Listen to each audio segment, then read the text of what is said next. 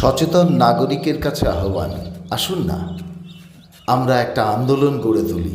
যে আন্দোলন ইছামতিকে নিয়ে, যে ইছামতি একটা সময় লক্ষ কোটি টাকার বাণিজ্য উপহার দিয়েছে, যে ইছামতিতে একটা সময় স্বয়ং রামকৃষ্ণদেব ভ্রমণ করেছেন, যে ইছামতিকে কেন্দ্র করে নীলকর সাহেবরা বিভিন্ন কুঠি নির্মাণ করেছিলেন, মোল্লাহাটি, মঙ্গলগঞ্জ ইত্যাদি।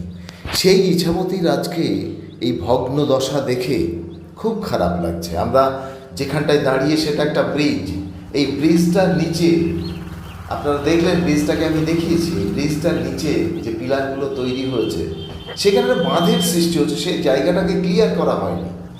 ধীরে ধীরে ইছামতির নাব্যতা কমছে, ধোয়া মাটির জল স্রোতহীন নদীতে পড়ে নাব্যতা কমে যাচ্ছে। ইছামতির উপর আবার কেউ কেউ ফসল ফলাচ্ছে। ইছামতি দেখুন, ইছামতি এই জায়গাটুকু একটু ফাঁকা রয়েছে কি করে আমি ঠিক জানি না, হয়তো ব্রিজে বেঁধে রয়েছে। দেখুন ভরা জল একদম ভরে গেছে, আর জল ধারণের ক্ষমতা নেই।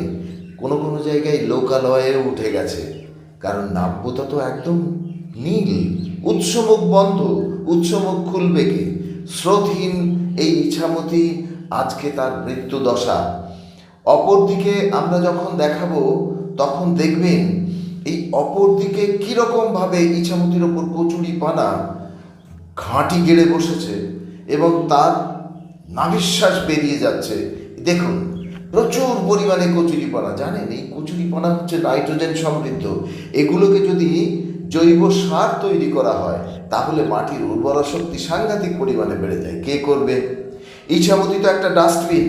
আপনি দত্তপুলিয়ার কাছে আপনি চলে যান, দত্তপুলিয়া ব্রিজের নিচে আপনি দেখবেন ইছামতিতে টন টন টন টন বর্জ্য পদার্থ সেখানে ফেলা হচ্ছে। শুধুমাত্র দত্তপুলিয়া নদীর নিচে নয়, সারা ইছামতি জুড়ে এরকম ডাস্টবিনে পরিণত হয়েছে ইছামতি। কেউ ভালোবাসে না ইছামতিকে। যে জেলেরা কাজ করত, জীবিকা নির্বাহ করত, সেই জেলেদের আজকে ইছামতি থেকে কিছু হয় না।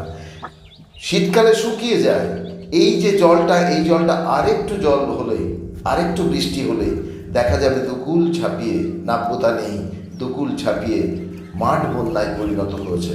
সমস্ত চাষের জমি শেষ হয়ে যাচ্ছে। মানুষ বাঁচবে কি করে? তাই আসুন সবাই মিলে আন্দোলন গড়ে তুলি, ইছামতিকে যাতে সরকার নজর দেয়। ধন্যবাদ, ভালো থাকবেন।